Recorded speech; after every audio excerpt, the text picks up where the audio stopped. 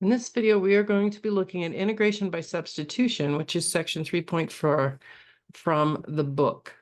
So let's go ahead and get started here. Integration by substitution is really the reverse of the chain rule. So let's revisit the chain rule. The chain rule says if I'm taking the derivative of a composite function, then the way we do it is we take the derivative of the outside function, that's here, leaving the inside the same. We multiply that by the derivative of the inside function here. Now, when we're integrating, then we're going to be doing that in reverse. But let's practice the chain rule so we get a familiar feeling for it. If f of x equals 3x minus 5, the quantity taken to the third power, find the derivative. So the derivative of this would be that 3 times the 3x minus 5 left the same to the second power, but then times the derivative of the inside function here, which would just be 3. We'd simplify that to 9 times 3x minus 5 squared. So if we were going to integrate this, 9 times 3x minus 5 squared, you would expect the integral or the antiderivative to be the 3x minus 5 cubed. And we're going to look at how that happens. So notice this 9, when we integrate it, kind of gets reabsorbed back into the inside function because it was the derivative of that inside function. Let's look at that with our next example here, where we have g of x equals e to the 7x squared. Taking our derivative, we're going to use the chain rule. So the derivative of the outside function is the derivative of e, which is just the same thing we have. Then the derivative of the inside function is the derivative of 7x squared, which would be 14x. So this would become 14x times e to the 7x squared. Now we would anticipate that if we integrated this, 14x times e to the 7x squared, we're just going to get the original function here, which was e to the 7x squared.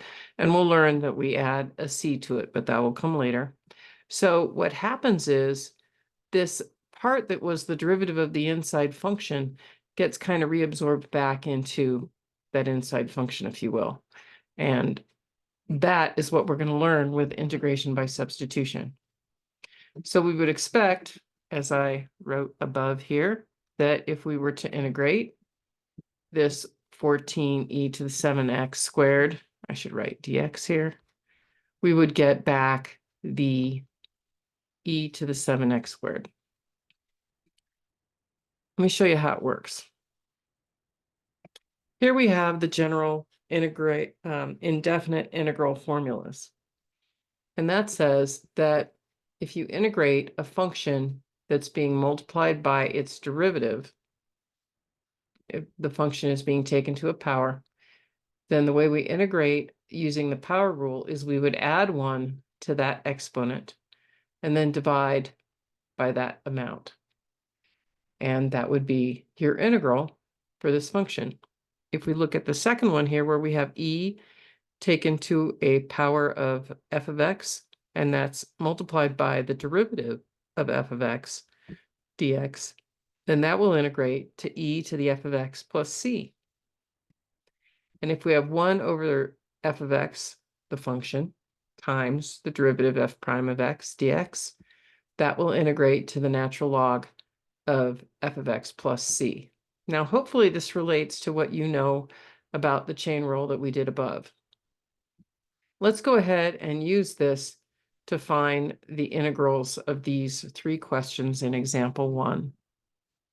In example 1, our first question A says integrate 2x cubed minus 3 plus to the 20th power times 6x squared dx. The way we do this is we let the inside function, or we try to find something that looks like an inside function. In this case, my 2x cubed minus 3 looks like an inside function. So I'm going to say let u equal 2x cubed minus 3. And then the derivative of this would be 3 times 2, or 6x squared. dx. So you see this is my du, and this is my u to the 20th. So the way we integrate this is we'll get u to the 21st over u, over 21.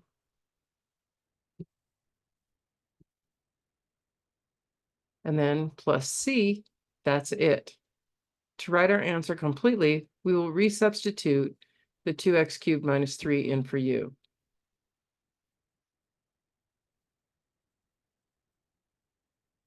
You'll sometimes see this answer written like this: 1 over 21 times 2x cubed plus 3. This should be to the 21st power plus c. Both of those are correct. Either one would work. Let's look at b here. If I looked at this part right here, it appears that I have an inside function of 5x. So we let that be u. Then the derivative of u, the differential of u, would be the derivative of 5x, which is just 5 dx, which we have here.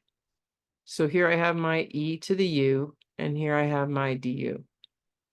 So if we integrate e to the u du, that will give us simply e to the u.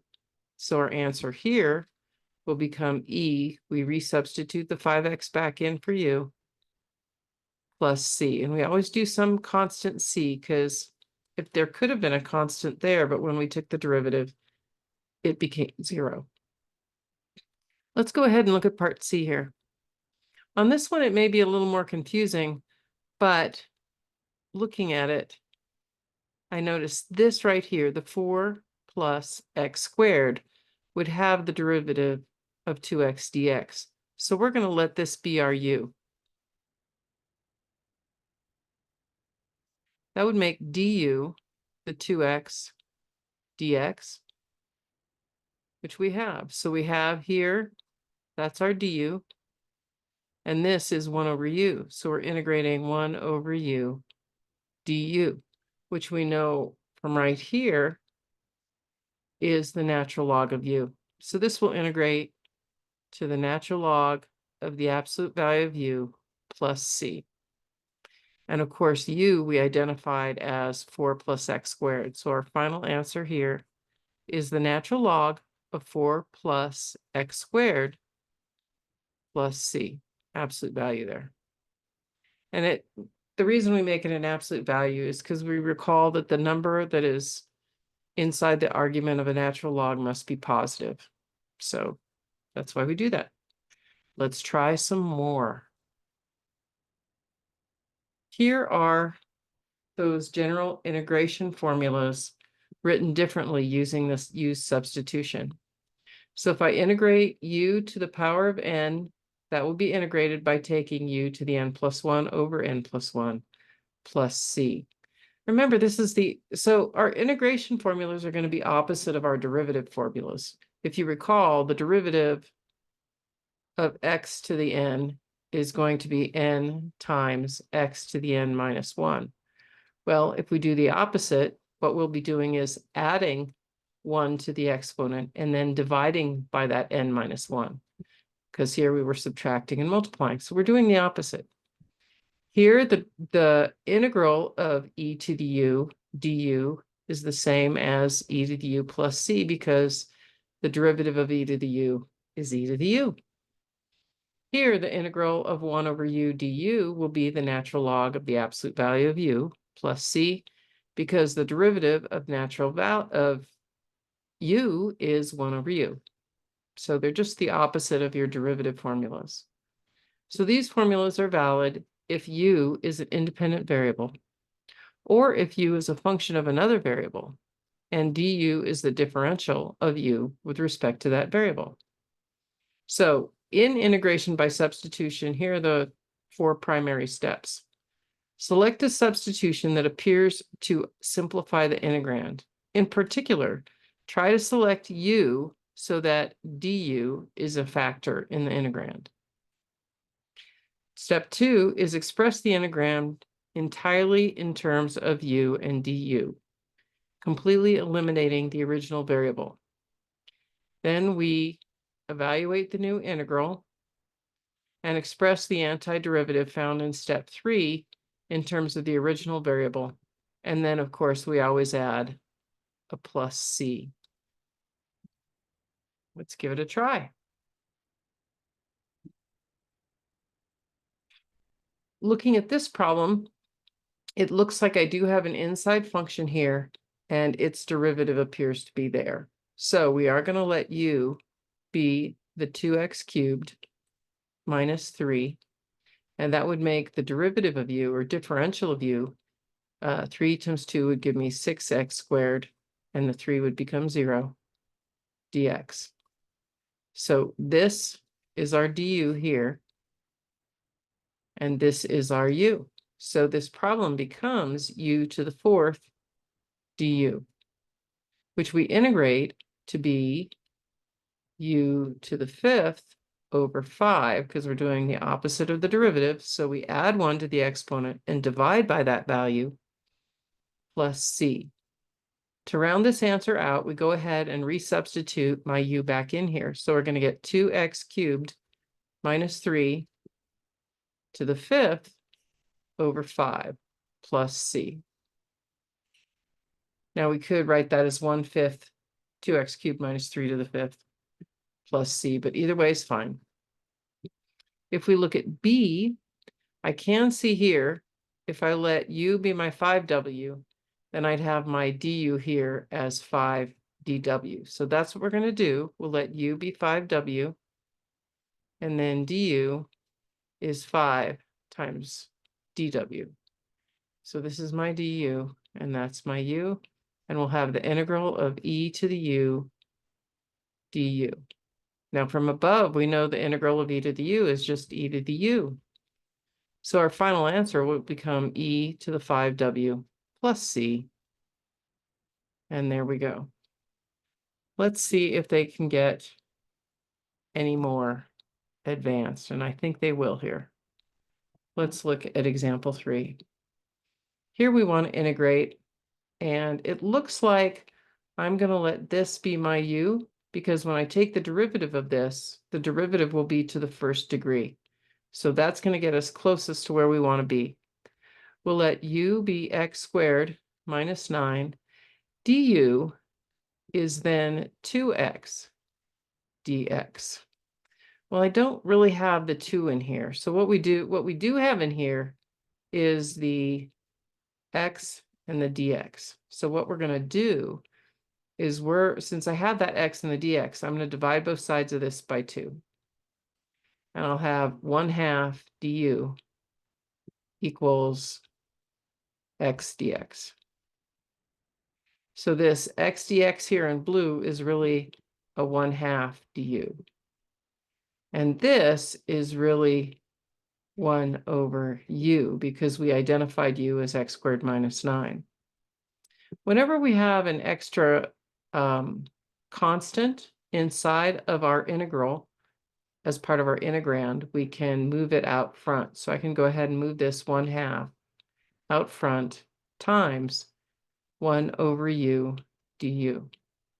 Now from above, we know the integral of 1 over u is the natural log of u. So this will become 1/2 times the natural log of the absolute value of u plus c.